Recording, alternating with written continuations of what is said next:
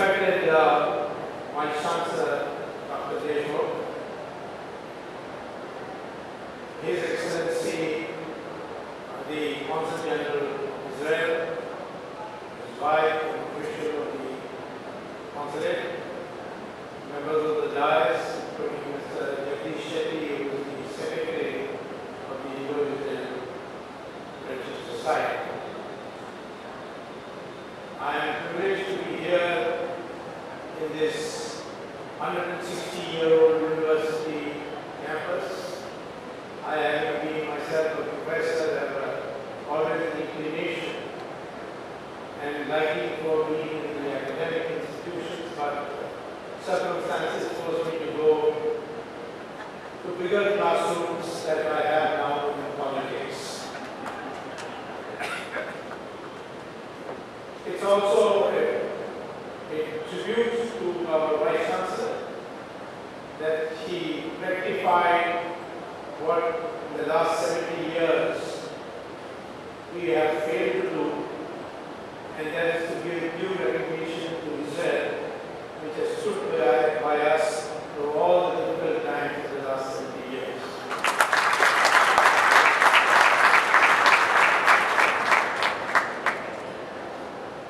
We both, Israel and India, are modern states, but ancient nations. Both of us have received different forms and different intensities of persecution. In our case, it was foreign invasions. In the case of the Jewish people, they literally had to leave their homeland till they were restored to it in 1948. So this common suffering also bonds us together. My own connections with the Jewish community began when I first went to Harvard University to get my doctorate in economics. And the most celebrated teachers there were all from the Jewish community. Simon Kuznets, Paul Samuelson, so on. These great thinkers, considered geniuses, were also my teachers. In the case of Paul Samuelson, I became his joint author after being a student. Simon Kuznets supervised my thesis. And I found that despite the fact I was in the Western world, the Jewish community always gave me the impression that I'm still at home in India because of the family system which the Jewish community had. And the care they gave, the respect for education. In fact, if you look around the Nobel laureates, I think probably far in excess of the proportion of Jewish population of the world, their share is in Nobel Prizes. So therefore, over the years, I had classmates, some of them rose. My best friend was Yoram Ben Borat, who became the president of Hebrew University of Jerusalem. And I had countless friends from the Jewish community. But after I came back to India, I realized that our own Jewish community had played a tremendous role in the development of our country. You will be surprised to know that the greatest victory we have achieved after freedom in a battle was the Bangladesh War, when we liberated the Bangladesh people and allowed and enabled them to become a separate country. It would not have happened but for a Jewish general called General Jacobs.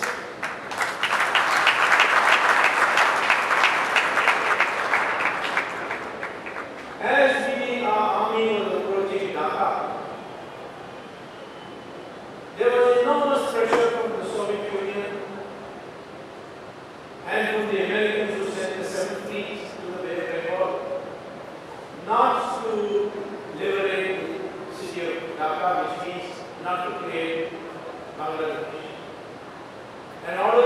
from Delhi to General Jacob, don't cross the Padma River and take over Dhaka. But he did cross, and he did take over Dhaka and declared the independent nation of Bangladesh.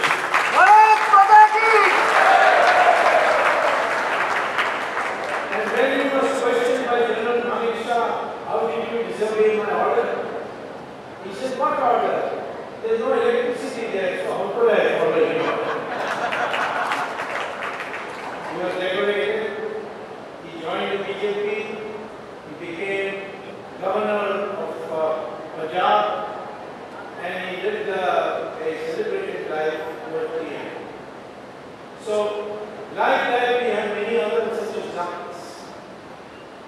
When they came here to Bombay, they came to Kochi, the Hindu community joined with them and built their temples. So they are still there for us. And in fact, when in 1948 Israel was formally declared in a parliamentary session in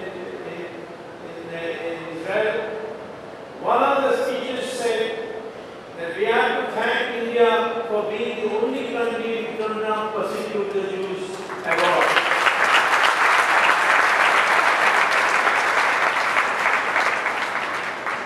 When Swami Saraswati of Coimbatore decided and told me, I was very, very close to him, that we should have a dialogue with the Jewish community.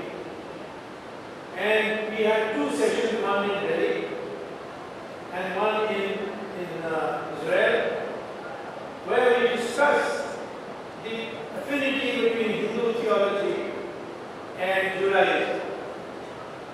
In the beginning, the great spiritual leaders of Israel thought that Hinduism was far away because we are polytheistic, whereas Judaism is monotheistic. But Dayanand Saraswati convinced them that we are also monotheistic, but our theism is manifested in many gods. But all gods are come in the end in the name of Ishvara, and this was accepted. And since then, the rabbis declared that Jewish and Hindu religions have no conflict among themselves, and they are together.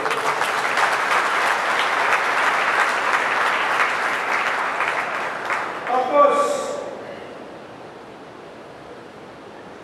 Israel is now covered of mud, sand, nothing in 1948. And it has grown to a modern state.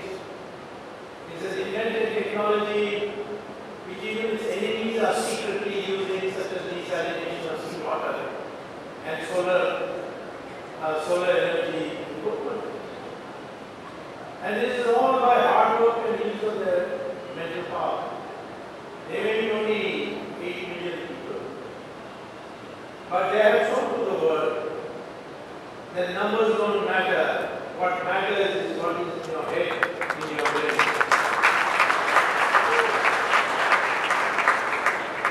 We could have been good friends with them from the very beginning. In fact, the very first opportunity after Israel was re-established, India recognized Israel, but backed away from having full diplomatic relations. Diplomatic relations came formally during Narasimha Rao's time. I also held a cabinet level position in his Narasimha Rao's government, even though I was president of the Janata Party and I refused to have any alliance with Congress, but Narasimha Rao wanted my help in international trade because the previous government of Chandrasekhar, I was Commerce Minister, and I helped create the new GATT document, which was adopted later on in 1994, and the WTO, and therefore Narasimha Rao brought me in. And from day one I told him that he must establish diplomatic relations. Of course, clandestinely, we had diplomatic relations during the Chandrasekhar period. First, I'll give you the example as it was mentioned by His Excellency. Some journalists had to go to Israel, but their visas could only be given to them in Bombay. This is just before Mr. Chandrasekhar's government came. There was a BBC government was there, which was very hostile to Israel. So the Foreign Secretary was asked for permission for the consul to come to Delhi and issue the visas, because the journalists said they cannot afford the expense of going all the way for a visa to Bombay. So they had to come, but the Foreign Secretary frankly refused, and he instructed all hotels not to give him accommodation. So he told me, so I said, you can open your embassy in my house. So he came, he hoisted the Israeli flag. Of course, the Star of David, as they call it, is actually our Saraswati Chakra, which who's the original author, we will have a debate sometime. So it was the Israeli flag of my house was planted on my roof, and the visas were issued. And that's how the first. The second one, which has never been publicized, is that the Chandrasekhar government had decided to have ambassadors. I had spent during the WTO GATT conference in Brussels a lot of time with the Deputy Prime Minister of Israel, who had also come there, and we had almost decided to declare the diplomatic relations. But unfortunately, and I had a dinner for the consul in Bombay in Mr. Chandrasekhar's house, but our government didn't last, and therefore it fell that the elections were declared and so it was put off. And but Mr. Narasimha Rao deserves full credit for the courage he did for recognizing the state of Israel and for establishing diplomatic relations. Now our relations are unbreakable, irreversible, and we shall always be that. Because we have no conflict with Israel. We have admiration for Israel. I remember my friend Yom Ben Porat, the president of Hebrew University, had come to India one day. He came for an international conference. And he called me up in a very low volume voice by telephone and said, I am Yoram Dalmara, will you see me? So I said, what do you mean, where are you? He said, I am in Delhi in Janpat Hotel. He said, my God, you'll be there, what's your room number? I went there, and he was looking very frightened. He said, what is your problem? He said, you see, I came to this conference, now the conference organizers are saying, please don't declare yourself as an Israeli, pass yourself off as an American, and don't, otherwise there will be problem in the conference. So I said, there's a funny, there must be some left-wing jail to type. So what do you bother about? So I said, what can I do for you? He said, I want to see Taj Mahal. Can you take me there? I said, I'm not going to take you there. I'll put you on a tourist bus. You travel with all the other people. And go there and walk around yourself. Nothing will happen to you. When you come back, I will ask you what the reaction is, and you will see, even you won't believe what you will be telling you. So you were put him on a bus, on one of these tourist ministries buses. He went all the way to Agra, came back. In the evening, he was a totally transformed person. All the fear or worry about his future, his security, everything had disappeared. He said, I can't believe this. I said, why? He said, I told the passengers I'm from Israel, and they all hugged me. I said, keep fighting, don't worry.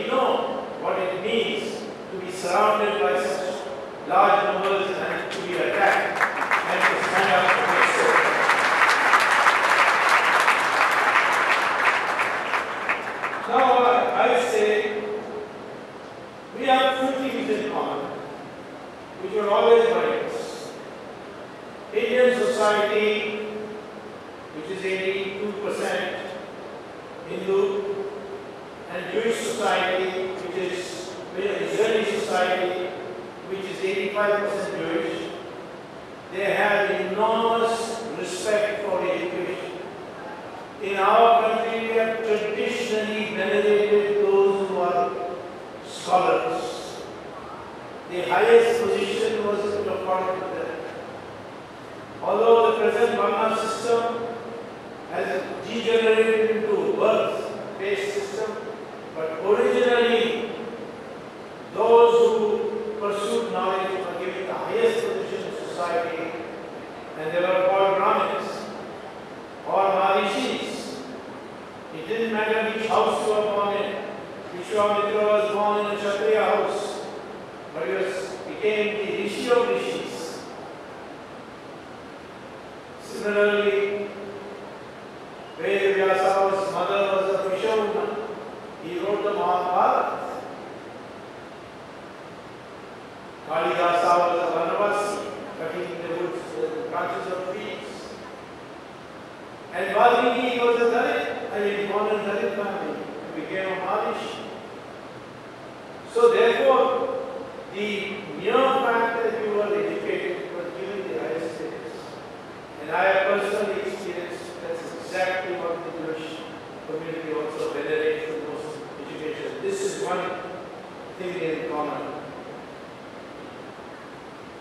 The Jewish people argue all the time, just like us Indians, all the time arguing, never agreeing, debating, discussing, differing. This is another aspect which is common to us. Then, of course, the respect for the mother. The Jewish community's respect for mother, in fact, the religion of a person, Jewish religion, comes from the mother. And mother is venerated. So in our society, the human networking that we have in our country, that is why the emergency was defeated in India. Because although Mrs. Gandhi imposed censorship, but the Indian capacity to gossip could not be controlled.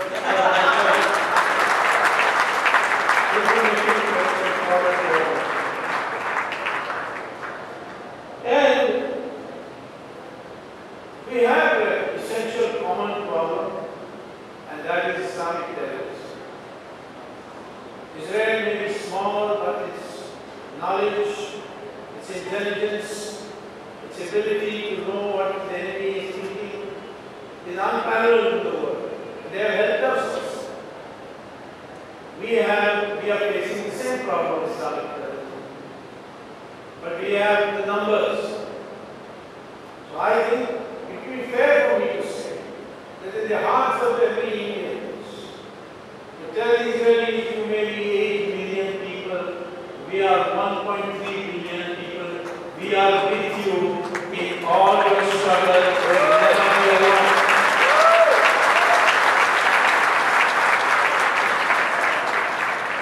Our Prime Minister recently went to Israel, the first Prime Minister ever in 70 years. He did not go to Palestine. Because it was a bilateral visit. Why should we go to Palestine? There was enormous pressure on him. I also contributed to telling him that yes, the Oslo Accords, two-state solution was accepted by both sides. But today, what we find is that the Palestinian Authority is still not a country according to the United Nations. It's not a nation according to the United Nations. There's still a long way to go for that.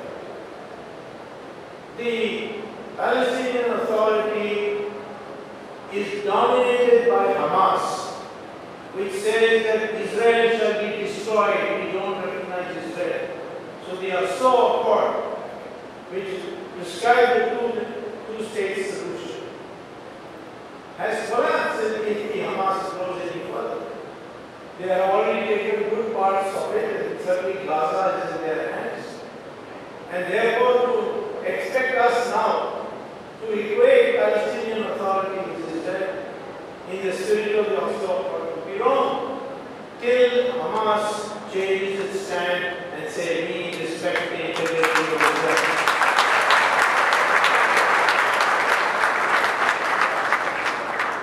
So therefore, since we are cooperating in the large number of areas, agriculture is something they mentioned. Drip irrigation has long been a wonder for us in India. But when I've been to Israel, I've been to Israel only twice.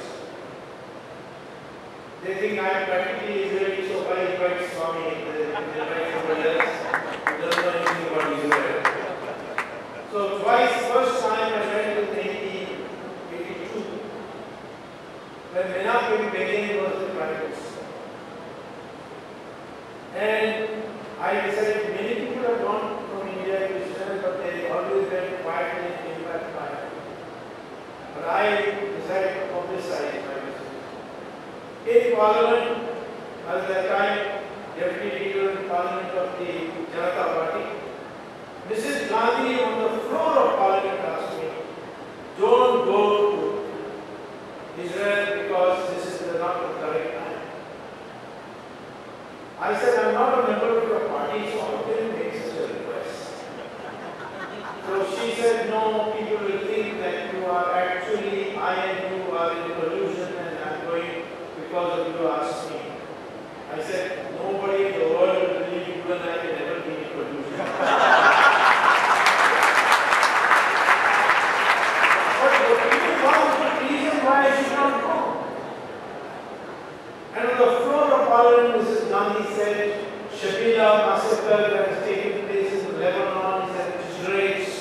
This time to go as part of as a parliamentarian from India. People will get the wrong impression. So I said, all right, you tell me which country I can go where there hasn't been a massacre. I will go to that country. Unfortunately, massacres take place for a variety of reasons everywhere. Even in India, at that time I said, in Assam there is a Neni massacre for which you have been accused of being abetting it. In India also massacres take place. So I went that time, was received by the Menachem Begin. All the other Israeli leaders were there. I had a wonderful time in Israel. But what struck me is I found that when I went to the kibbutz, that Israeli cows were giving 11,000 liters per year. And they had this big huge barn for which they had to use machines to take the milk out. I was saying we have 150 million cows in India. If by chance the Israelis can tell us how to get 11,000 liters per year, because we are only getting 200 liters per year. If we get 11,000 liters per year for 150 million cows, I will have to come to Mumbai with this meeting, swimming in milk, that much milk will be generated now. If they can scrape out of the sand, they can create this agriculture, you get lovely fruits in Israel. The grass is green, in fact, desalination is now being used by Saudi Arabia, by Dubai, almost all the Arab countries, even though that is a technology perfected by Israel. And solar energy. Therefore, we have lots to exchange with Israel. And we must therefore solidify and further solidify and ultimately reach a situation which I think will happen in the next 2 to 3 years. That India and Israel will sign the treaty of friendship and mutual assistance to help each other in the future.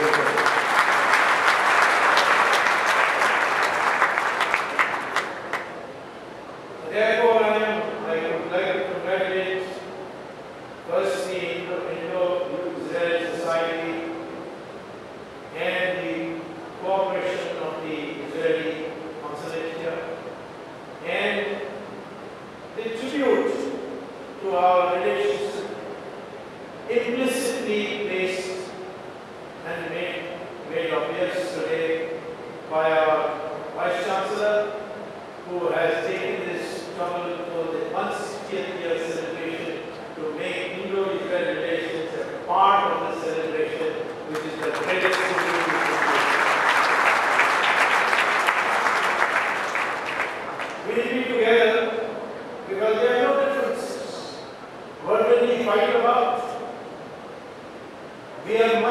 take from them, we have much to assure them.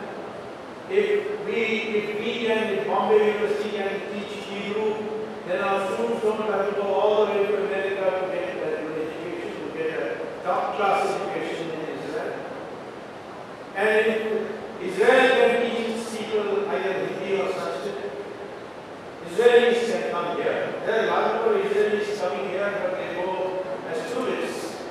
In fact, if you go to Delhi, Chandni Chowk, there will be signs hanging in Hebrew. And I asked the shopkeeper, why in Hebrew? Who will understand this?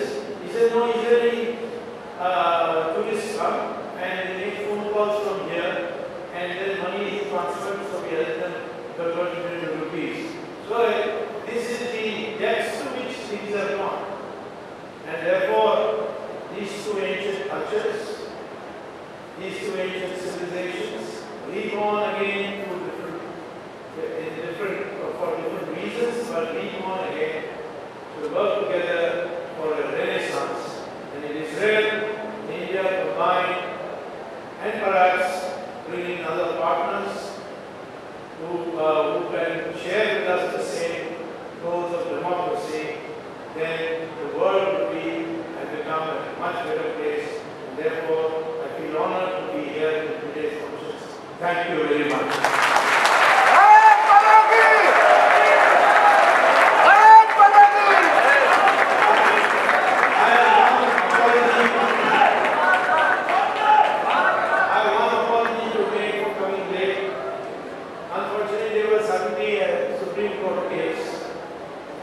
To prevent the PCC from giving away 25,000 crores to media for coming IPL, I wanted e-auction, so I stayed on.